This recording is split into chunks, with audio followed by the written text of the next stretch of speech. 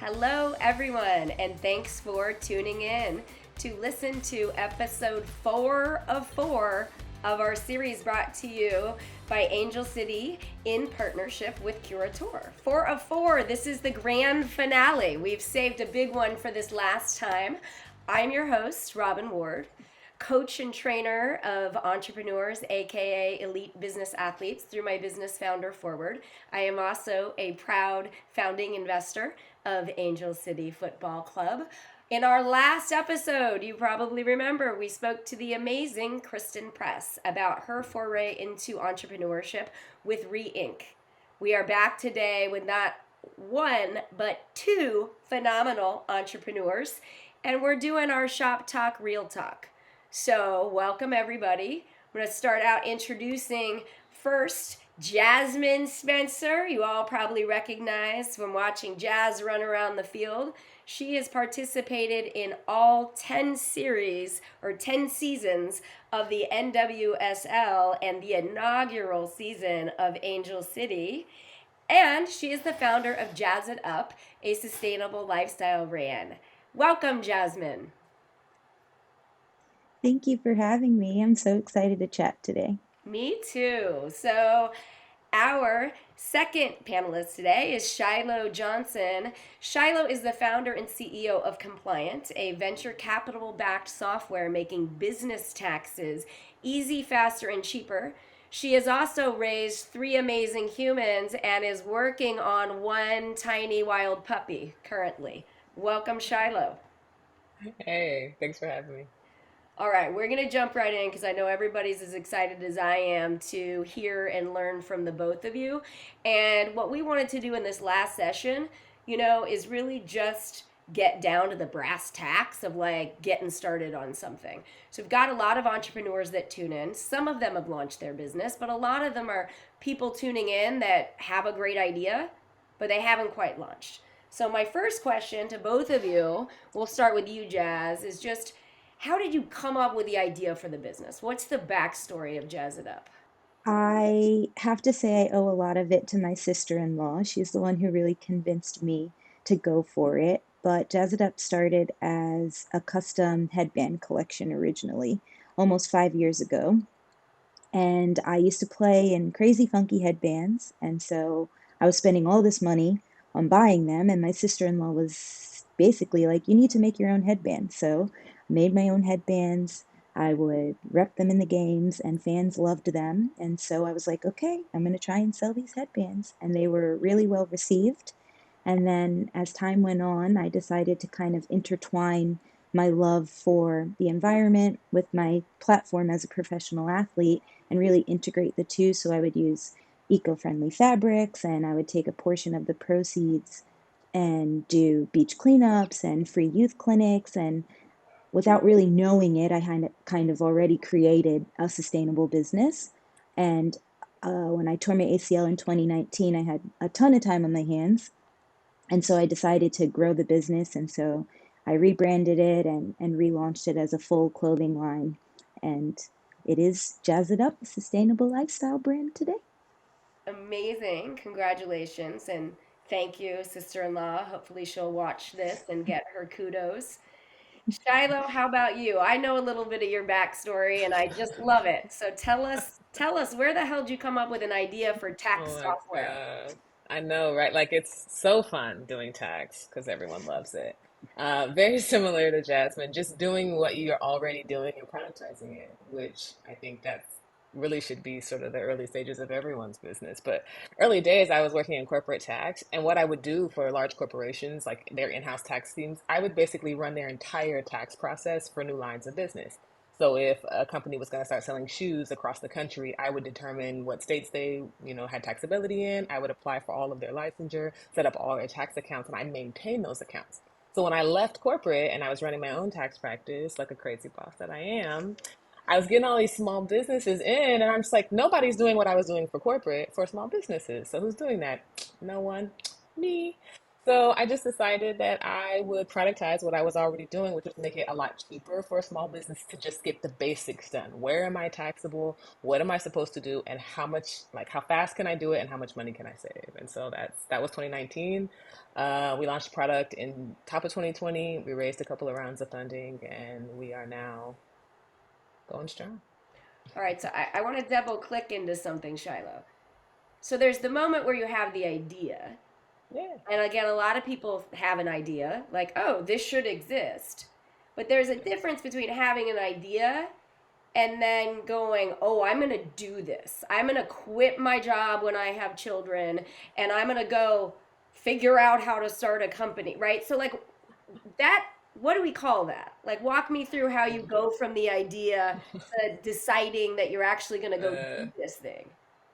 we call it insanity. That's what we call it. Maybe a little bravery. I don't know. I think there's something that happens just like in the spirit that it's like you have to at least try, and it's free to try, right? Like you're not risking anything to have a conversation with a small business owner and say, "How do you do tax right now?" I don't do it. I do nothing because it's horrible. Have like five of those conversations, cost you nothing but a few minutes, and then all of a sudden the wheels get spinning and you start seeing validation, and it's really easy to move on validation. Just throw something out there. I think once I could see that there was enough validation, quitting the job was the easy part. I think making sure that I wasn't quitting for like, pop rocks and jujubes Right. was the hard part. But you said something important, which is go out and speak to the customers, right? Yeah. So taking that to you, Jazz, what's interesting is when you have a personal brand, you know, an athlete, a celebrity, you have a bit of the validation built in, but there's still that moment of, okay, sis-in-law, like that's a good idea. There's still the, do I go do it? And what the hell do I know? And also, like, I'm pretty busy over here on the pitch. So I'd love to just get into your head a little bit about what allowed you to actually like go and do the thing. Yeah, I mean, I think for one, I'm still struggling with that, in all honesty, trying to balance playing and running a business. And I consider myself in the niche of sustainability, and there's so much information coming out all the time. So how to stay authentic and true to my values is definitely a big struggle I have for my brand. But I think it's similar to what Shiloh said, and just continuing to have conversations. For me, it's with the fans, with other people in the space, with thought leaders about what I can do in this position of, I reach a lot of people, and like, how can I continue to educate them through my brand? And how can I continue to benefit the communities that I represent? Right now it's LA, but I've been on six other different teams and still have relationships in those cities. So it's really nationwide at some points, but how can I benefit and bring resources into those communities? And I think that's what drives me when I feel like, oh, I don't know if I can still do this, or maybe I'm in over my head. I just kind of take it back to what I'm passionate about, and that's connecting with people and trying to preserve the planet. I Um, love that. I love that too. And I think what seems obvious in there isn't obvious to everybody. The same thing that Shiloh did is going out and talking to people, right? So what I see all the time is an entrepreneur silos themselves, not Shilohs, silos, right? But they really sort of, put their head down and they're working so hard that they're not in the conversation and they're not talking to the customer and they're not with their ear to the street because you can always be learning. So I think it's like wildly valuable tips for folks, which is, you don't want to have an idea and build anything having it just be, oh, I think there's a demand I and agree. I'm the customer. You've got to talk to people and you've got to get proof points. And then every product wildly changes. Like you started with a headband and now you're going to have a whole product. Shiloh, how much of your original vision is now the product? None of it. The only thing that still exists is the core. So basically, my subject matter expertise is the core of the product, is what we call a tax calendar. And that's the data that populates it is the only thing that still exists. I had this conversation with someone recently. Like, there's such a leap from what you think people will buy to what they will actually buy. And the conversation you're having with customers is to not just validate, but to help frame the language around shortening that leap. It's very hard to be like, everyone needs my shoes. Everyone needs them. Like maybe, but if you don't frame that conversation so that it's relevant for them to need it, they're not going to buy it. They're going to pass over you every time. And it could be the best product, but nobody cares if it's not language that they can understand. And the only way you get the language is from talking. Right. So, really storytelling and salesing, Yep. right? Which is like 101 of entrepreneurship, always be selling. Always. Selling people to hire, selling the product, selling the vision, selling yourself. Um, okay, so Jasmine, I'm going to ask you a question that I asked Kristen Press that it's just really fascinating for me because um, my whole life has been about entrepreneurship and being around entrepreneurs. And also, I'm from Indiana, which is the amateur sports capital of the world, and I'm like a sports nutso. So I love this concept and combination. And I'm a coach, right? And there's like a lot of parallels to like a coach on a field and a coach in the boardroom. So I want to know of your skills learned from working your butt off at an elite playing level, what are you taking from the field that's serving you in business? And then vice versa, what new things have you learned that you are bringing back to the field with you? Ooh, I love that question. I think the first thing that came to mind was discipline. To be an elite athlete, there's a level of discipline that you need day in and day out to do the hard things, to get through tough times, and to kind of stay the course, whether you're on a high or a low. And I think that's probably the number one asset that, as an athlete, has helped me as a business owner. And I think on the flip side, being a business owner, especially kind of rebranding and expanding in and around COVID, definitely taught me to be versatile, which sounds crazy now, but it literally, this past season, I had to play a brand new position for the first time. And having, I guess, the belief in myself that, it might be new, might be different, but I have the skill set to be able to be successful. I think I definitely got that headspace from being a business owner and having to constantly pivot and versatility is, I guess, the best word for it. But just, yeah, being flexible when things pop up. So versatility in that word flexible, right? Because Hmm. you're going like this. Shiloh, you're nodding, so I'm going to shut up for once and let you double tap on discipline and I have versatility. nothing but like all snaps, kudos, yes, preach. I don't know what the words, all of the above, all of that. So much discipline. I love that like you double down on like the discipline it takes. Because I think business owners, so many of my peers are missing that discipline. It's they're riding high on the idea, and then when it gets really hard and you don't want to do it anymore and you need to dig deep, they're just like, I hate this, I'm out. And sometimes like the best stuff comes out of the hard place. And if you can just push past it, which is that discipline that you can like, if you can double tap on that and just get to it, there's so much like good stuff on the other side. The other thing too is like tech is different, I think, than retail, but like tech is so glamorized and everyone falls in love with the glamour of the headlines. And so they lose the discipline because if the Mhm. glamour is not there, they no longer want to be up at 2 in the morning if they're not, on the cover of Fast Company. And it doesn't work like that. You have to work even when no one's watching.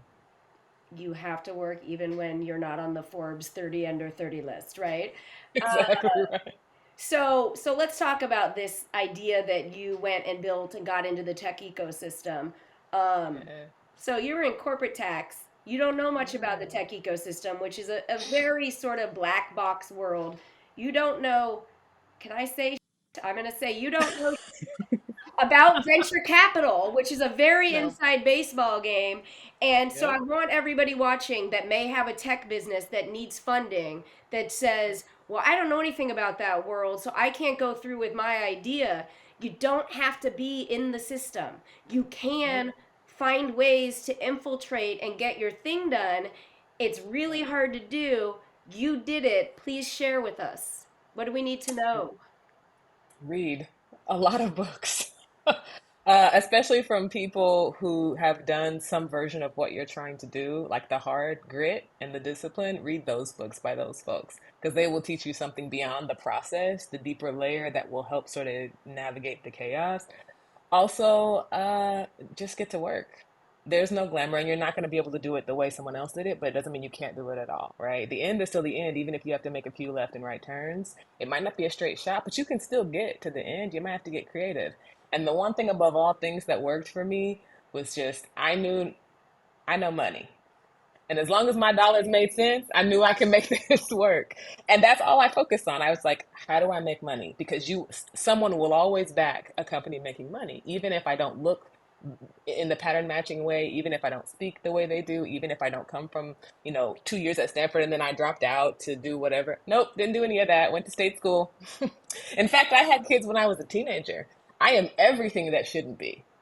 And then still decided, I'm going to make it. I know what I have is needed. How dare you tell me it's not? You know it's needed. That's why you're having this conversation with me. So, also with that, I've been able to get customers. And what people know more than anything is green. Okay, I love that. For people listening, I do want to double click a little bit into navigating to find the right people and circles because you did that well. Oh yeah, I did. That's part of the reading too. Like as you read more books around how tech works, how venture works, how fundraising works, and understanding the science, you then can now create a better recipe, right? That's all cooking is science. If you understand the science of fundraising, you can create and renovate a recipe into something that works for you. I didn't get to go to Stanford and get a part of the whatever and then go sit at dinner and get a check across the table on an idea. No, that wasn't my play and it never will be my play. But what I do know is that if I can get in the rooms with people that can make introductions for me that I can't make on my own, then I can get a fair amount of the way there. And all it takes really is just showing up. Show up at places where people are that are doing things you want to be doing. And then talk, talk to people. There we are again. The core of it is having conversations and figuring out what do you do and building alongside people that are at your level, not always trying to jump up, and talk to the biggest person in the room, but talking to the person in the room that's doing something similar because they may have an intro they can make for you. Not despising small beginnings, helping people because in helping people, you then can be served and helped. And just showing up and that allowed me to build the relationships, just showing up, giving things opportunities, participating in things that maybe other people may not have done, like, oh, that's not going to be valuable, was tremendously valuable for me. Having no expectations, working hard, paid off every time. Amazing. So, a piece of what we're talking about is how the hell did you learn all of these things? So, Jasmine, that switches to you, which is you're a boss and know more than the average human about soccer or football, depending on which one you want to call it, while we're in the whole World Cup debate right now. Insert Doritos ad or whatever. Okay, so like when you're all of a sudden now at a multi SKU retail impact business, how are you learning this stuff?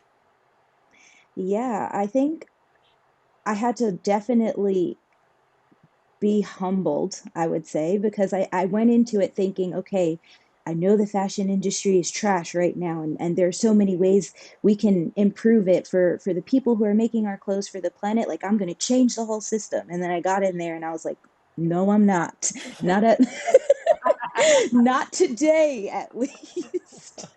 But I still am in a position where I can make a big impact. So I had to rethink and relearn ways that I could be useful. As Shiloh touched upon earlier, and finding value in yourself and what you bring to the table.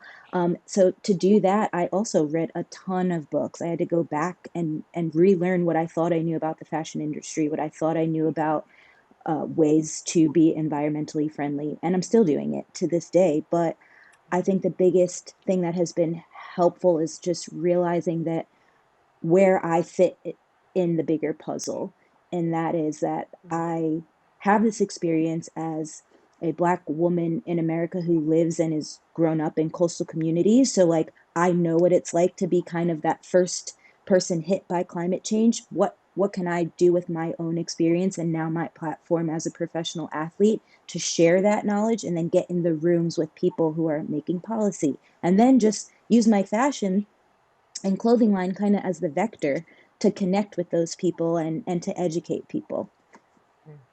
Amazing, amazing. So, what's been the hardest part of this so far, Jasmine? What has been the hardest part of Jazz It Up? Um, Funding and like balancing. In my mind, I think I can be huge, but I'm still playing, and playing is my priority. And so sometimes I don't want to say too far ahead of myself, but sometimes I let myself kind of veer off track with what my priority is right now.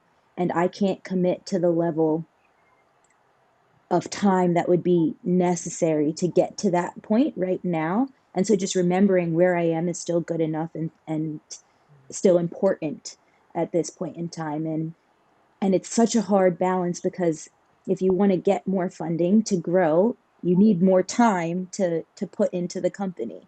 And so it's almost like I'm at this crossroads of staying small and maximizing that impact, as opposed to growing too fast and then kind of being lost, with all the other companies in that. So well said. And anybody that watches Mhm. this that actually has a company that's early but off the ground, not the idea, is like going, uh huh, right? The crossroads of like limited resources, whether or not you also happen to be a famous, amazing soccer player, you're always in that crunch of limited resources. I better focus on, the next right thing, and the balance between the long-term vision and what you have to do right now. Like you are feeling one of the hardest parts of entrepreneurship. Yes, Shiloh, what, agreed. I see you nodding, so I know you agree with her. What else has been something that's just been super hard? Oh, side note, what you said about like what I'm doing now is still important. Ugh, like quote tweet, loved it. I similar but a little different is pace, so speed. In tech, there is constantly, especially when you're even a tiny bit successful, there's a constant push around being faster, right? It's the faster you can get, speed is your ally, the faster you can get out, the faster you can launch, the faster you can acquire, the more successful you are as a tech company. And so it's balancing that pace with accuracy. We're dealing in tax and people's finances, so we don't ever want to be so fast that we put something out that isn't right, that isn't good, that isn't ethical.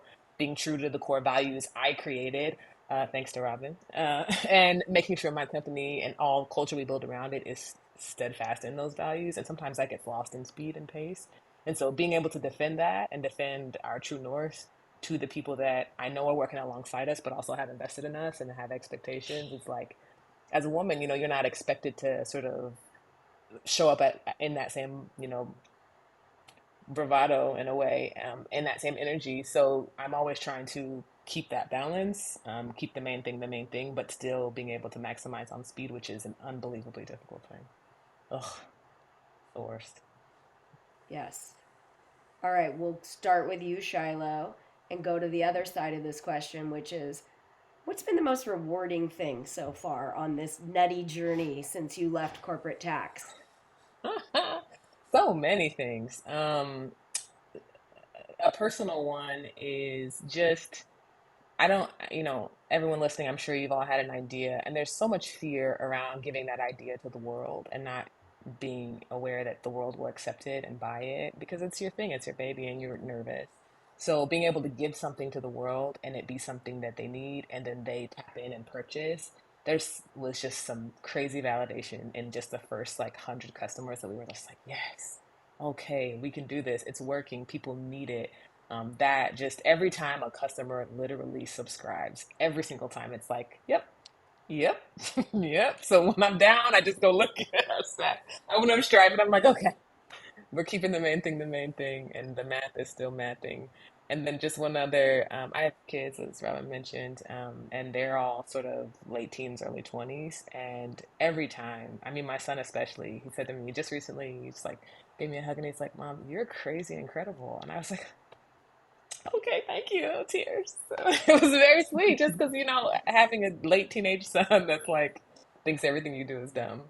To that for them each to be so proud and to see the work that you do and they, and champion you and celebrate you, it just makes it all worth it. I might cry a tear on that one. You are crazy incredible. I hope my son at some point hugs me and tells me that. Mostly now he just hits me because he's 3. Um, You had a gem in there that we should hashtag tweet, which is you were like keeping the main thing the main thing. That was like a quick you Shiloh's a dropper of nonstop little gems, if you're noticing. It's my And skill set. there were a Yes. couple in there that I want to, call bring to the front, but the main thing, keep the main thing is amazing. Yeah. Um, Jasmine, how about you? What's been the most rewarding part of this business for you?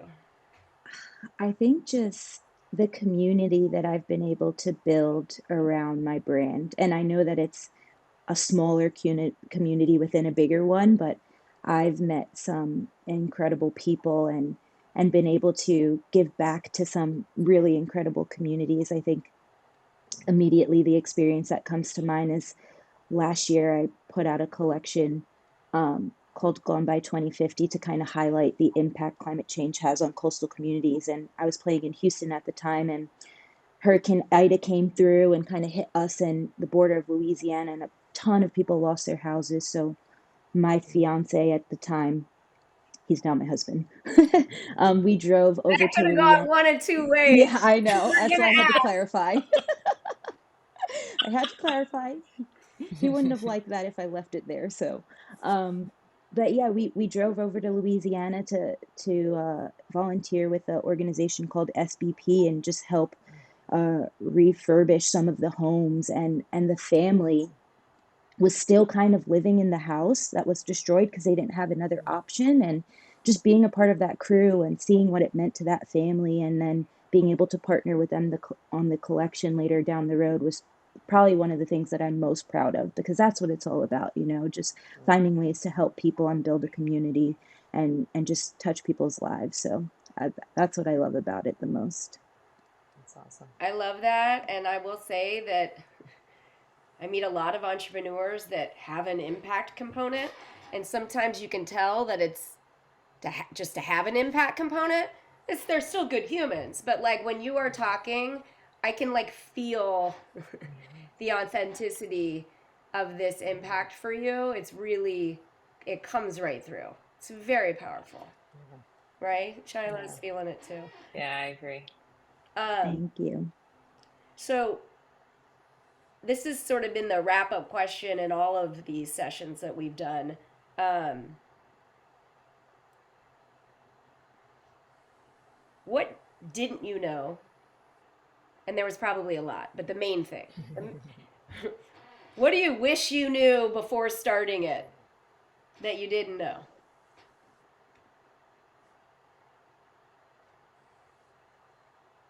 That's a hard one. Yeah. It is, right? But I think everybody's listening. We got all of these that must have their idea. And it's like, what's the one thing that you know now that you wish you knew before launching the business? Because that's like the nugget that everybody wants. Yeah. I can go first. I think I didn't truly understand the importance of marketing, because you can have this great idea, this great business, and if nobody sees it, nobody knows, there's no room for growth at all. And I was like, yeah, I know, I got to market, allocate this money to no, like you need to market and like get people to know what you are doing no matter what it takes. And I'm still trying to do that to the best of my ability. But yeah, that's I think I underestimated how important marketing was. Mm, Yeah, that's particularly good. in this marketplace where there's so many places to market and there's so Mm-hmm. much noise.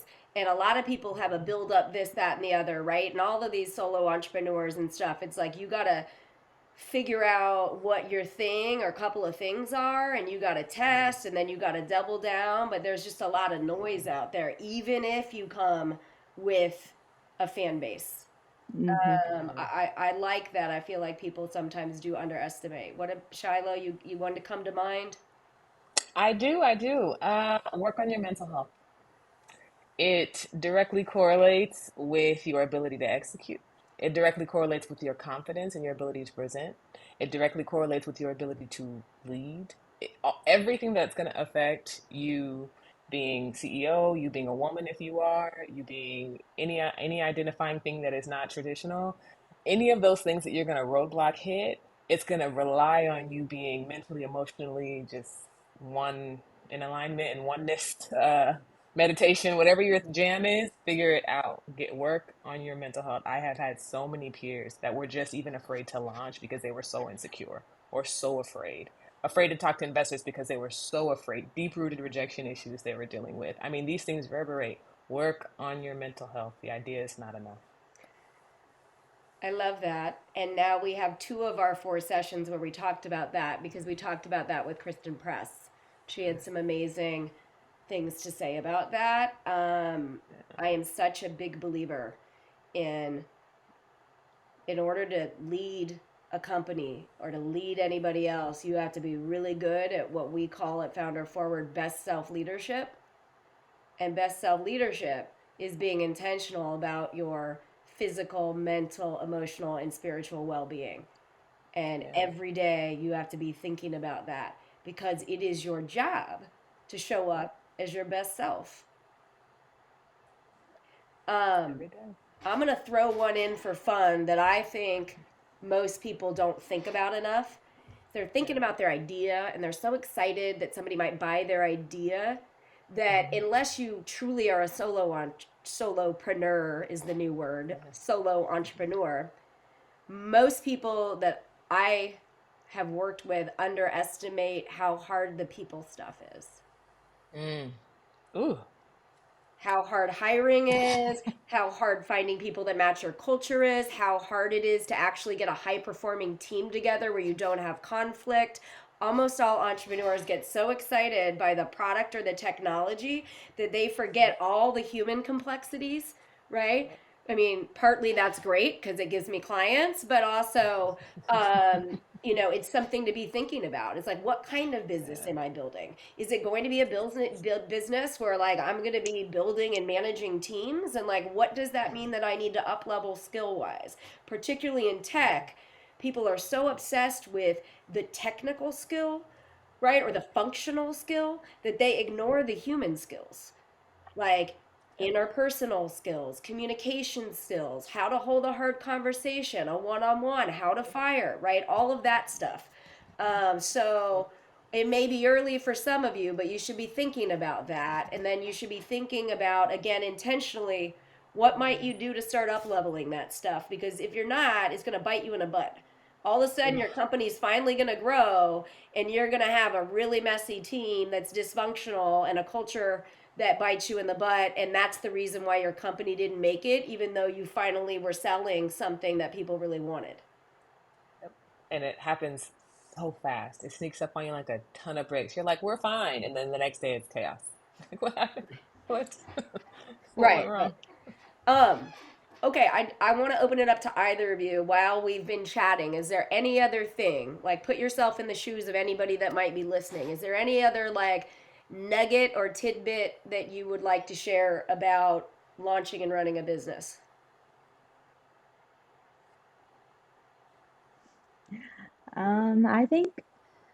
I think this is something that I kind of say often, but you have to be really passionate about what your company is and Hmm. or what you're doing because it's hard work. It's so hard. Hmm. And if you're not really passionate about it, then it's just not going to work out because the time and the emotional stress and everything that this journey takes you on, it has to be all be worth it and something that you really, really believe in at the end of the day. I think that's like when Shiloh was Yeah. saying, a lot of people just, when times are super shiny, Yeah. they're good, but then when it's messy, it's like if you truly have the passion, that's what Yeah. leads you through the swamp. Yeah, Hmm. that's really good. Yeah, I will probably say over index on doing the hard stuff and the stuff that doesn't like scale. I think we only want to give our time to like shoemaking is your thing. All you want to do all day is shoemaking. You don't want to look at your books. You don't want to like talk to lawyers. You don't want to set up your entities properly. But those things matter so much. So much so that they will come back to bite you because you assume that your today is the only thing that matters. But truly your 5 years from now is what you're planning for, what you're preparing for. And if you don't do the hard stuff, if you don't sit down and like get disciplined around stuff that you don't like talking about or thinking about, we come from a financially traumatized culture as a human culture, we do. And so we ignore money oftentimes. We don't pay attention to our books. We don't pay attention to the bank account. And we just kind of spend and like throw our hands up and do whatever. But it comes back to, I've never seen an entrepreneur that isn't struggling around that. Then when they need working capital, when they need additional funding, when they need resources, they're just like, I'm making money. I don't understand what the problem is. The math is not mathing. Do the hard stuff. Don't ignore it. Just isolate a few hours a week to just like, this is the do shit I don't want to do time, and then get to it. Okay, so we appreciate your time. So we always leave time to sell a little. So that was a good tee up, Shiloh, because part of your business is to help Yeah. people do the hard Do thing. the stuff they don't want So to do. tell them exactly what Complyant can help them do and Yeah. where they can go learn more. Absolutely. So Complyant can help you with your business tax. We can help you go from I sold an item to all of my returns and licenses are filed and accurate. I'm not paying any extra fees. I'm not getting bamboozled, and I'm not missing out on potential savings. We do all of that for you by helping you track what you need to do, figuring out what you need to do, helping you save for it, helping you budget for it, filing it, paying it, all the things. You can find us at Complyant with a Y, COMPLYANT.co. Everywhere, we're on all the platforms. Hello at Complyant.co. Someone will talk to you about all things us, and we'll help you get Amazing. it done. Jazz? I have some really exciting things coming out next year that I won't speak about now, but I have items left in all my collections, and there's a portion of the proceeds that go to some really dope organizations. If you want to skip me, it's giving week season. I am fine. Go straight to the organizations this time of year, especially. And if you want to help us both, you can shop at jazzitupofficial.com, JAS it up official.com. Also on Instagram, jazzitup_official. That was going to be my question is where do we insta follow you? Okay. Thank you so much. I think this was, hopefully, I had fun. I hope you guys had fun. I hope everybody listening had an enjoyable time and learned some things. Want to take a moment to thank our presenting sponsor, Curateur. If you don't know what Curateur is, it's a premier shopping membership launched by Rachel Zoe, who is famous for dressing women like bosses for years and years. And this is a newer venture of hers, and it's a partner with Angel City. And they sponsored all four of these, and hopefully they liked it enough that they'll bring us back, because I think these are really valuable conversations. I know it's so important. We were talking about starting out and like reading. And so podcasts and panels and videos have kind of a part of the new reading. And I think there's nothing better than bringing folks on who have really done it and also are willing to talk about the hard stuff, like marketing was harder than I thought, and the mental health stuff is harder than I thought. So again, thank you for coming and keeping it shop talk, real talk. And I guess maybe to everybody out there, hopefully we see you again next year.